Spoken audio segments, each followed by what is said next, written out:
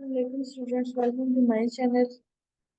Physics second year series में आज हमारा टॉपिक है वो हम कर रहे थे चैप्टर 13 और चैप्टर 13 में we will discuss the resistivity and its dependent upon the temperature. पहले हम देखेंगे रेजिस्टिविटी और स्पेसिफिक रेजिस्टेंस।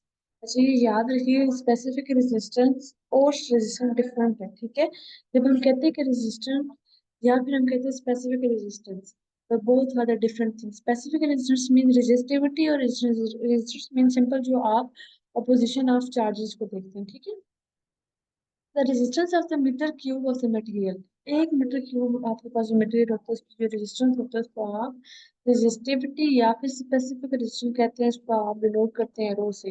अगर हम देखें कि रेजिस्टेंस हमारे पास किस पे डिपेंडेंट है, रेजिस्टेंस सिंपल रेजिस्टेंस डिपेंडेंट है ये लेंथ ऑफ कंडक्टर पर। ये आपने लिखना है R is equal to resistance, L is equal to length of conductor and A is equal to area of conductor, ठीक है। R is directly proportional to length and R is inversely proportional to 1 by A। इन दोनों के कोई 1 और 2 का नाम दे दिया, combining का कोई 1 and 2। R is directly proportional to L and A। Next step में हम क्या करेंगे, प्रोपोर्शनैलिटी कांस्टेंट को खत्म करेंगे तो हमारे पास क्या बनेगा, रो बन जाएगा, ठीक है। Rho will be equal to R A और L, और रो की यूनिट क्या होगी, ओहम मीटर। अच्छा, जो अब आप आपके पास रेजिस्टेंस और रेजिस्टिविटी की पहला डिफरेंस वो आ जाएगा, डेफिनेशन आ जाएगी। सेकंड डिफरेंस जो है इसकी रिप्रेजेंटेशन आ जाएगी, इसको रो से रिप्रेजेंट करते हैं और रेजिस्टेंस को आर से। थर्ड जो डिफरेंशिएशन है वो आपके पास रेजिस्टेंस की यूनिट ओहम होती है जबकि रेजिस्टिविटी की यूनिट ओहम मीटर होती है, ठीक है। तो ये यहाँ पर भी आपके पास मौजूद है। The resistance of opposition to flow of the charges is known as the resistance. Resistivity of the 1 meter of the cube is known as the resistivity. Resistance का अगर यूनिट देखें तो वही यूनिट आपके पास रेजिस्टेंस और रेजिस्टिविटी का different unit आता है। एक का है ओहम और सेकंड का है ओहम मीटर। रेजिस्टेंस का जो आपके पास है डिपेंड किस पे करता है, डिपेंड करता है वो आपके पास टेम्परेचर पर, इसके अलावा ज्योमेट्री पर, इसके अलावा नेचर पर। जबकि रेजिस्टिविटी डिपेंड करती है ओनली टेम्परेचर पर। ये आपके पास ये छोटी छोटी टर्मिनोलॉजीज हैं जिनमें आपके पास कंडक्टेंस है, कंडक्टिविटी है। रेजिस्टेंस पे जो रेसिप्रोकल होगा दैट विल बी कंडक्टेंस, और रेजिस्टिविटी पे जो होगा दैट विल बी कंडक्टिविटी। आप देखें the reciprocal of the resistance, it's formula is 1 by R और इसका यूनिट होगा मो हो या फिर साइमन। जबकि कंडक्टिविटी का क्या होगा, ये रेसिप्रोकल ऑफ द रेजिस्टिविटी और इसका यूनिट होगा sigma is equal to 1 by rho और इसका यूनिट होगा मो हो पर मीटर। अब आपके पास क्या है, effect of temperature on the resistance of the conductor. आपने सबसे पहले देखना है, अच्छा आपके पास एक्सरसाइज में प्रोबेबल एक क्वेश्चन मौजूद है कि how the resistance of the conductor does the resistance of the conductor increase with rise in temperature. उसमें आपने यस का आंसर दिया था, बड़ी डिटेल के साथ उसकी एक्सप्लेनेशन भी बताई हुई है। और उसमें करेंगे क्या, the resistance of the conductor increased as temperature of conductor rises, kinetic energy of the atom increases and they vibrate with greater amplitude. जैसे ही आप तो पास टेम्परेचर इंक्रीज होता है, काइनेटिक एनर्जी इंक्रीज होती है एटम्स की, वो वाइब्रेट करते हैं ग्रेटर एम्पलीट्यूड के साथ। So electron find it more difficult to pass through them, तो इलेक्ट्रॉन को डिफिकल्टी होती है उनके अंदर से पास होने के लिए। इस वजह से हमारे पास रेजिस्टेंस क्या होती है, कंडक्टर की इंक्रीज हो जाती है। आर नॉट क्या है, ये resistance of the material at 0 degree centigrade. R T resistance material at T degree centigrade. तो R T minus R nought is directly proportional to R nought and R T minus R nought is directly proportional to T. यहाँ पे T temperature, it's not kelvin, it's T temperature. आपके पास क्या है, comparing equation 1 and 2 compare करेंगे तो दोनों के पास आपके पास बन जाएगा R T minus R nought is equal to R nought T, और अल्फा इज प्रोपोर्शनैलिटी कांस्टेंट। और अल्फा को आप कहेंगे क्या, temperature coefficient of resistance. Short question answer last paper में किसी एक पेपर में दिया हुआ था कि what is the temperature coefficient of the resistance, तो बहुत सारे बच्चों को वो नहीं पता था। तो आपके पास टेम्परेचर कोफिशिएंट ऑफ रेजिस्टेंस जो है, the fractional change of the resistance in पर kelvin is called temperature coefficient of the resistance. इसमें देखिए कि आपके पास आर के साथ ये फार्मूला गिवन है, बट यही चीज अगर आपके पास आती है टेम्परेचर कोफिशिएंट ऑफ रेजिस्टिविटी, तो सारे डेफिनेशन वही होगी, सिंपल कहाँ पे चेंज आएगा, the fractional change in resistivity पर केल्विन, ठीक है। आपके पास यहाँ पे आर टी है और आर नॉट है, लेकिन यहाँ पे रो टी और रो नॉट हो जाएगा, ठीक है।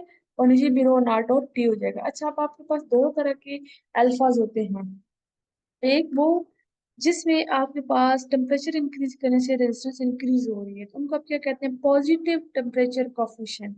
एक वो जिनमें टेम्परेचर तो इंक्रीज हो रहा है लेकिन रेजिस्टेंस क्या हो रही है, डिक्रीज हो रही है, उनमें होते हैं कि negative coefficient of the temperature coefficient of resistance. तो positive temperature coefficient of resistance जो होता है वो कंडक्टर का होता है, टेम्परेचर इंक्रीज रेजिस्टेंस इंक्रीज। और नेगेटिव जो होता है वो आपके पास सेमी कंडक्टर्स का होता है, like silicon, germanium.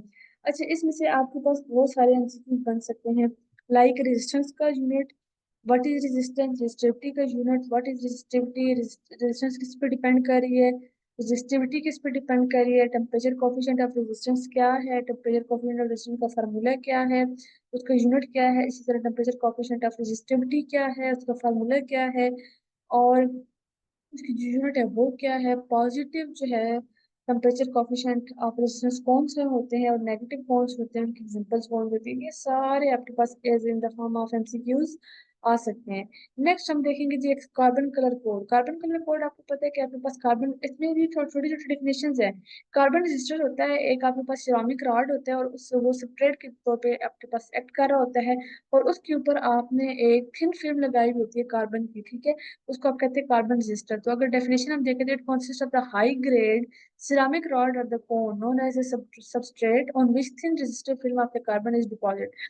Colour code of the register क्या होते हैं कि उसके ऊपर कुछ कलर्स की वायर्स बाउंड होती हैं, और हर कलर को एक हमने डिजिट जो है वो उसको असाइन किया हुआ। The numerical value of the carbon resistance indicated by the color code which consists of the band of a different color printed on the body of the register. अब बैंड उसमें होते हैं उसमें टोटल 4 बैंड होते हैं। First band जो होता है वो फर्स्ट डिजिट को इंडिकेट करता है, सेकंड बैंड सेकंड डिजिट को, लेकिन थर्ड बैंड में जितने जो डिजिट होगा उतने हमने जीरोस लगाने होंगे। फॉर एग्जाम्पल अगर थर्ड बैंड 2 कलर को इंडिकेट कर रहे हैं तो हमें 2 जीरो लगानी है, लेकिन अगर थर्ड बैंड 5th कलर को इंडिकेट कर रहा है तो हमें 5 जीरो बनाने हैं। और फोर्थ जो कल बैंड है वो हमारे पास या तो सिल्वर होगा, या फिर वो आपके पास गोल्ड होगा, या फिर उसका कोई कलर नहीं होगा। अब देखिए जी टॉलरेंस क्या होती है आपके पास, सिल्वर या फिर अगर वो होगा गोल्ड होगा तो इसके मतलब है कि आपने टॉलरेंस लिखनी है। टॉलरेंस क्या होती है, possible variation from the mark value of the resistance called tolerance.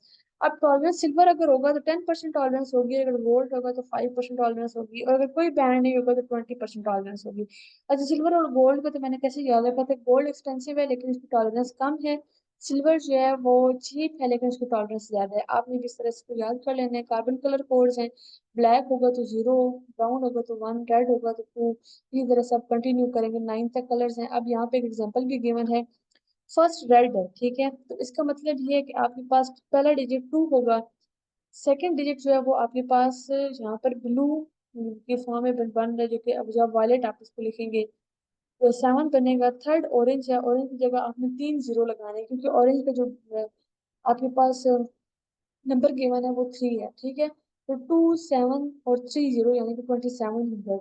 और टॉलरेंस यहाँ पे अगर गोल्ड होगा तो 5%, अगर सिल्वर होगा 10%, और अगर कोई बैंड नहीं होगा तो फिर 20%। अगर गोल्ड हुआ तो उसका मतलब ये कि 5%, और अगर सिल्वर हुआ तो मतलब 10%। फॉर एग्जाम्पल आपके पास ये सिल्वर बैंड है 10% है, ठीक है, इसका मतलब ये हमने कहा था कि टॉलरेंस पॉसिबल वेरिएशन होती है। 2700 अगर टोटल रेजिस्टेंस है तो इसका मतलब ये है कि रेजिस्टेंस कैन बी 2710 और 2690, ठीक है, यानी कि आपके पास 2700 से 10 ऊपर भी हो सकता है और 10 नीचे भी हो सकता है, ये आपके पास टॉलरेंस होती है, ठीक है। नेक्स्ट आपके पास क्या है जी, थर्मिस्टर है। थर्मिस्टर हम देखेंगे कि आपके पास क्या होता है, heat sensitive resistors.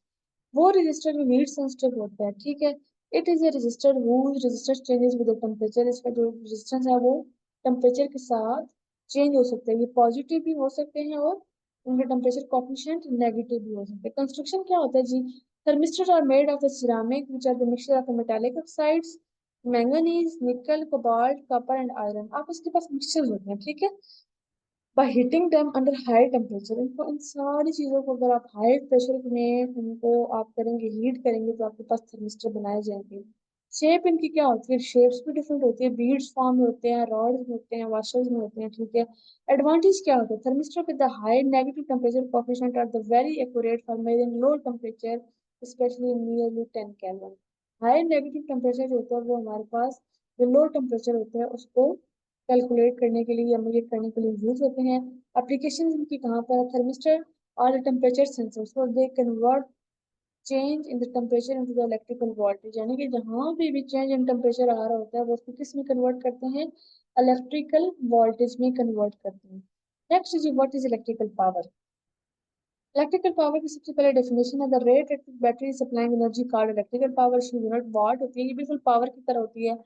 Power dissipation and resistance कैसे होती है, if circuit consisting of the battery and resistance are work done in moving charge through the potential difference V delta time t। अगर आपके पास पावर डिसिपेशन अब basically आपने find out करनी है, आपने एक कंस्ट्रक्शन कैसे करनी है, एक बैटरी ली है, उसके साथ रेजिस्टेंस लगा दी है, आप ये कह रहे हैं कि एक चार्ज पे वर्क डन हो रहा है और चार्ज किस में मूव कर रहा है, पोटेंशियल डिफरेंस V में, किस टाइम में, डेल्टा V में, ठीक है। इलेक्ट्रिक पावर आपको पता है सिंपल पावर का भी यूनिट होता है work per unit time, electrical power का भी unit delta work per unit time होगा। लेकिन आपको पता है work done in the electric field क्या होता है, क्यू डेल्टा वी, अगर आपको याद हो तो यहाँ पर भी हमें क्या किया, V W is equal to V into delta Q, तो वर्क डन की जगह हमने V into delta Q put कर दिए, वी को अलग किया, delta Q by delta T. आपको पता है delta T by delta Q by delta T आपके पास करंट की इक्वल होता है, आई की इक्वल, तो आपके पास वी इंटू आई बन जाएगा। अब बाय ओहम्स लॉ आप ये भी कह सकते हैं कि v is equal to I R है, ठीक है, तो आप ऐसे भी पुट कर सकते हैं, यहाँ पे ओहम्स लॉ से ही आप i को पुट कर सकते हैं v बाय आर, तो आपके पास पावर का फार्मूला आई वी भी हो सकता है, आई स्क्र आर भी हो सकता है और वी स्क्र आर भी हो सकता है। ये पावर का फार्मूला ऑलरेडी आप निकाल के आ चुके हैं, बिल्कुल सेम उसी तरह यहाँ पर आपके पास इलेक्ट्रिकल पावर में भी होगा। अब आपके पास वॉट है, वॉट की डेफिनेशन क्या होगी, if 1 ampere of the current is pass through the wire by applying 1 volt potential difference, आपके पास 1 एम्पियर करंट जो है वो पास हो रहा है, कब, जब आप एक वन वोल्ट की पोटेंशियल डिफरेंस अप्लाई कर रहे हैं, then power will be the 1 what.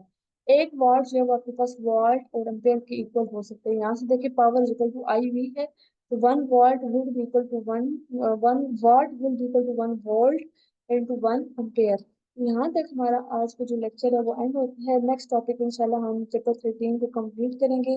Video को जो है वो लाइक जरूर कर लीजिएगा, अपना ख्याल रखिएगा, अल्लाह हाफिज।